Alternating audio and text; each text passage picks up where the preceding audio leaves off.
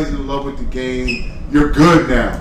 Who was that guy when you first got good that kind of like grounded you, bust your ass and said, damn, like, yo, I gotta get my shit together. You know what I mean? Because at the end of the day, so now that created your rival, your first childhood rival. Who was that guy? Lay on. I'm trying to think. I'm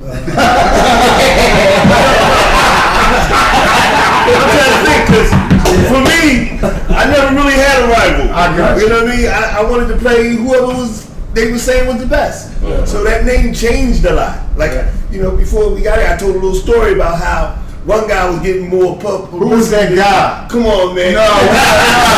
This is wrong. Reggie Faison was that guy.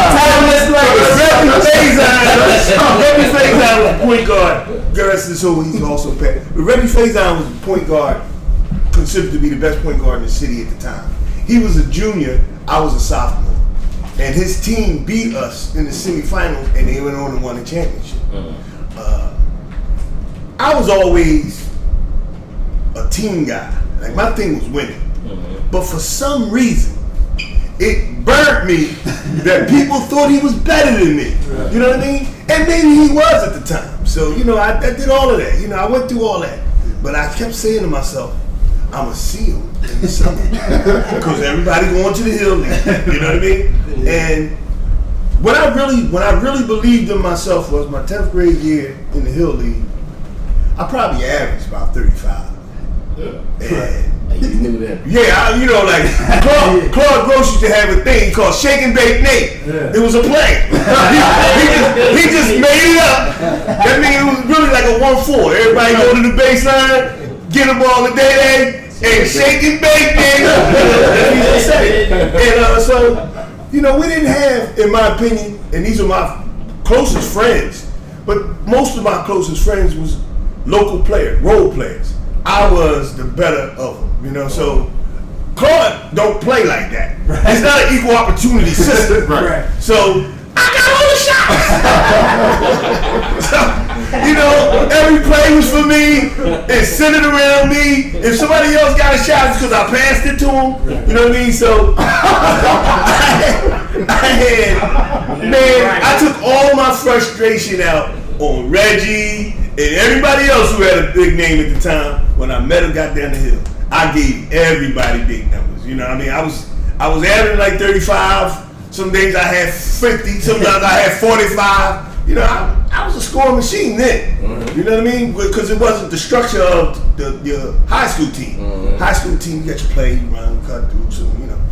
This was man on man. Good show. Right. Talent against other talent. And it was like, do your thing, Claude. Say, do your thing, baby. And he just turned me loose. And that like gave me the confidence. I remember Marty Campbell, who was my idol. I'll get back when we get to that. But Marty Campbell was my idol because he was left-handed from South Philly. And he played on the senior Hill team. And he watched one of my games. And he came down and he said afterwards. And this was like big for me. Because this was the guy I idolized. And he said, you know, by the time you're a senior, you're going to be All-American. I'm looking like, what? Like, you really think so? He said, yeah. He's like, really? And that just gave me the confidence. So after that, I was shooting for All-American. So I tried to give everybody everything I could every time I stepped out.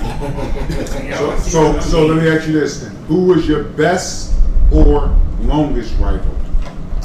Who was your best rival? The guy that you said, yo, if I'm playing against this motherfucker, I gotta be on my game because he's gonna. That's easy. Because he was my young buck. And I just refused to let him beat me. And he was supposed to be here and he's not here. I'm talking about Pooh RIchardson. I played my best games against Pooh just because I was scared of him. I can't let my young buck beat me. Right. You know, we from South Philly. He already got all the big name and all that. I'm saying, I can't let Pooh beat me. And we played them when we got to Temple.